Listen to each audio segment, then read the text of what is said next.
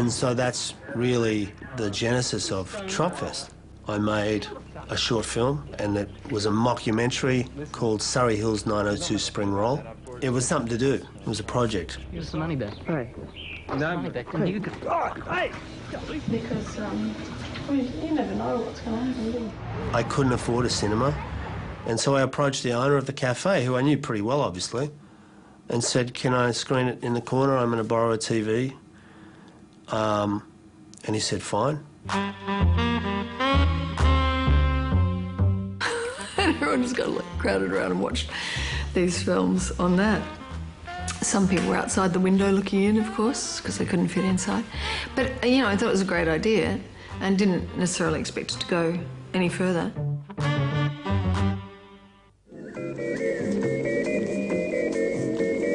I've probably told 10 people that I'm going to play the movie at the Trop. And I got there on the night, and there was 200 people there. And then the idea came up, well, listen, why don't we all make a film? And I think I stood up on a chair and said, we're going to have a festival, everyone's got to make a film. And I set a date for like 3 months, and I'll see you back here on that night, and I'm going to get more than one television. And then I set about trying to figure out how to make it a little bit bigger.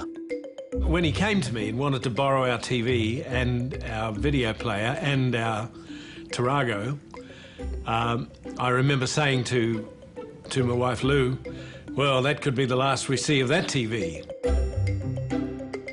And I showed up on the night, really not knowing if anyone was going to show up with a film. And 9 people rocked up about half an hour before, and they all had their pneumatic tapes. And 1,000 people showed up. All I know is that it was, when we went to the second one, we were like, whoa. Oh, no, it just Because he had like escalated. five big TVs. Like, where'd you get like 5 Tropfest TVs? to the power of 10 to the power. You know, and the barricades on the street. And everyone's like, wow, this is kind of a big deal. Yeah. And who knew that it was just going to keep going and going and going? I mean, it doesn't surprise me. John is a mover and a shaker. He can get anything done. The Australian film industry have recognised Tropfest as a place to nurture young talent. It's a stepping stone between amateur and professional. The reserved seating reads like the credits on a big-budget box office hit, and a smash hit this annual event has become.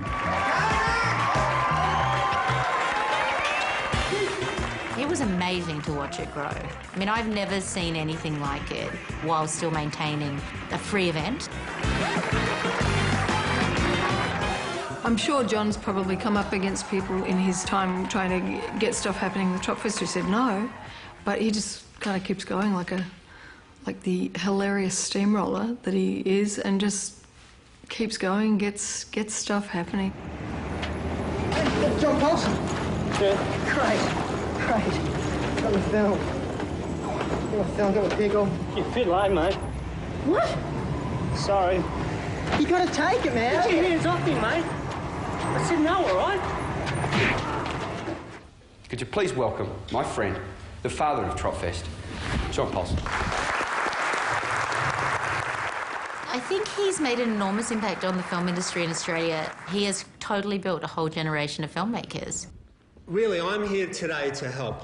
And he's created a vehicle for others like him to showcase whatever idea they have with the opportunity to make something of it, hopefully a career. And that's the truth for a lot of the winners that have gone on to do well, to become, successful feature film directors.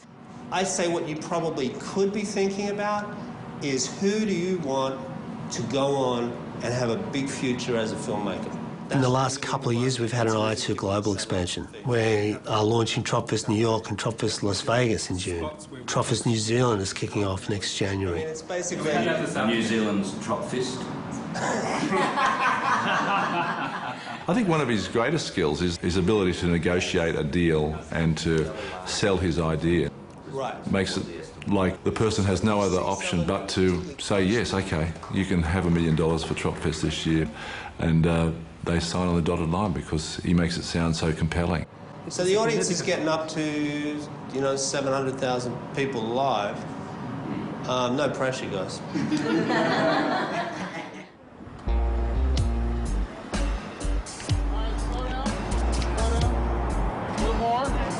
So on action, she's already back there.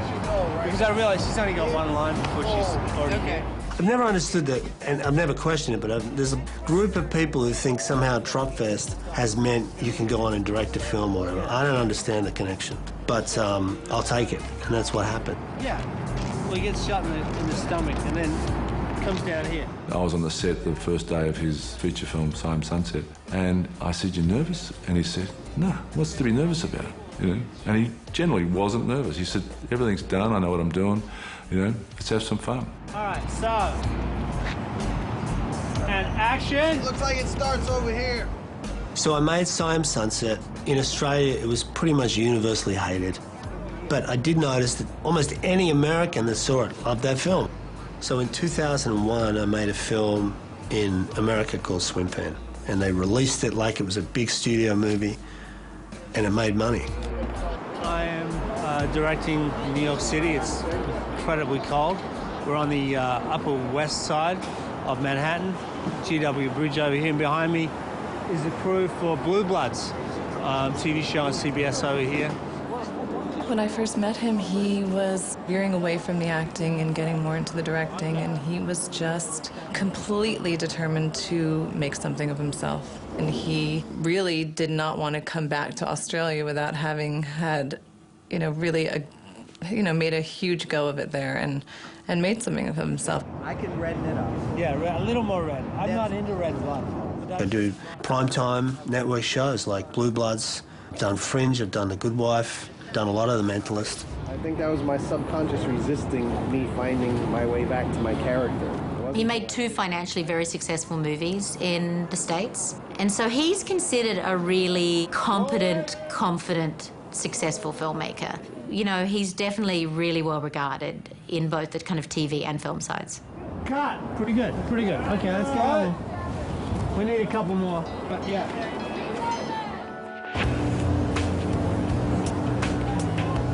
And mate.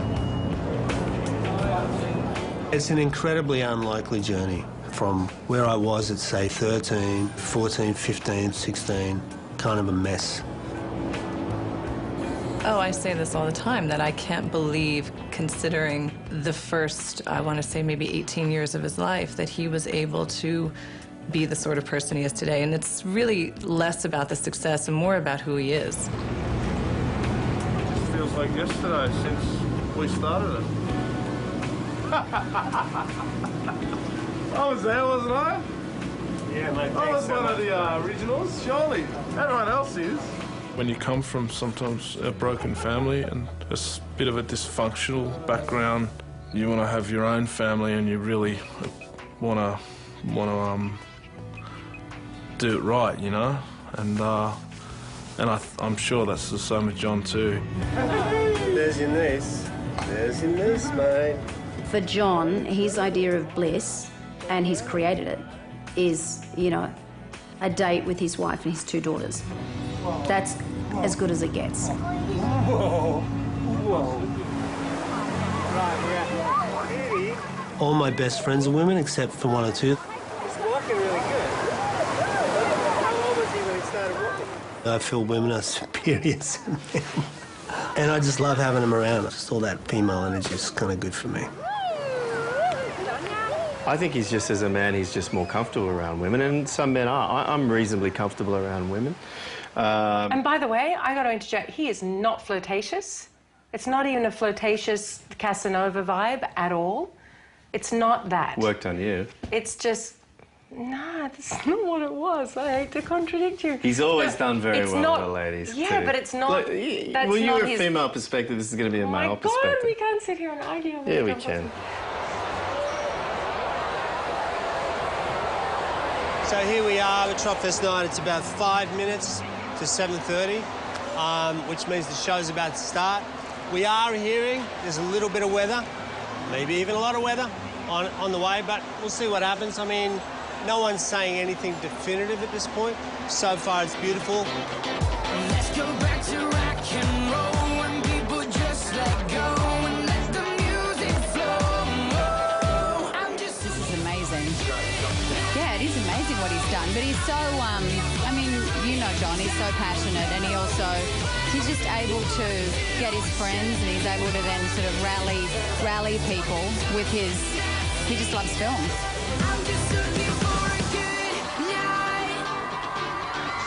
The scope of it is astounding to me, and just his excitement, like every time he gets on that stage, it's like it's the first time he's doing it. I mean, he is like a 5-year-old. He is so excited.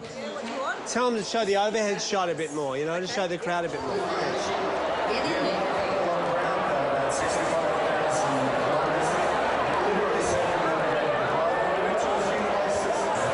Rain? What rain? There's a vicious rumour going around that it's raining in Sydney. Look, it's a little disappointing, but the reality is it's an outdoor event. It's February in Sydney, which is notorious. We've always had a little bit of rain.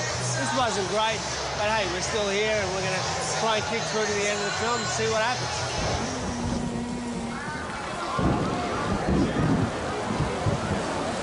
I guess with any outdoor event, your worst nightmare is torrential rain that closes down the event.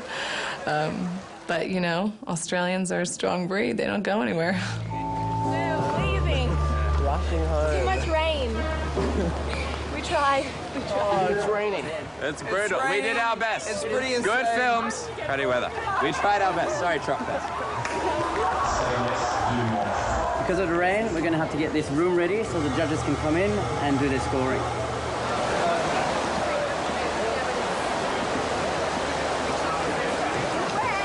I do have a unique ability to be delusional, but I have managed to convince myself that, well, at least it didn't rain during the day, at least all the people were there, at least Nicole showed up and Kate, and they didn't become divas and go home.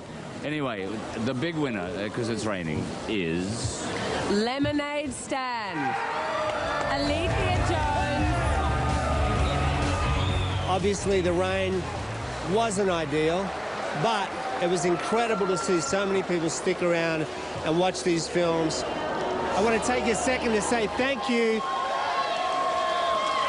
These guys rock. They're still here in the rain. It's unbelievable. In a weird way, it was kind of uplifting. And to see the judges sit tight, have a great time. I was looking around, sort of still riveted by the films. And, you know, it sort of fortifies what Tropfest is about, which is putting together some great stories from some up-and-coming filmmakers and giving them an audience. I did my best. Right, guys? Yes. All right. Johnny, let's go. Here you go. And it was crushing for a little while, but I've somehow rewritten that in my head to be the best thing that ever happened for Tropfest.